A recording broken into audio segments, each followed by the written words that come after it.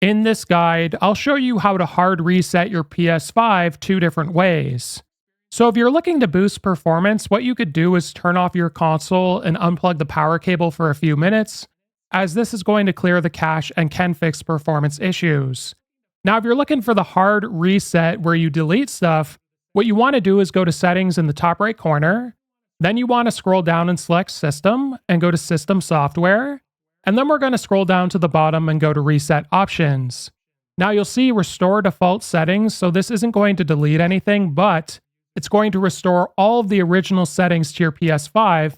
And if you're looking to delete stuff on your console, go to Reset Your Console, as this is going to remove all users and data, similar to when you first bought your PS5, so a clean slate. Now, if for some reason you can't get to that menu, you can also do this in safe mode. So what you want to do is turn off your console, press and hold the power button for 15 seconds. You'll get 2 beeps in total, and that'll bring you to safe mode where you can reset it. If this video was helpful, like and subscribe, and we'll see you in the next one.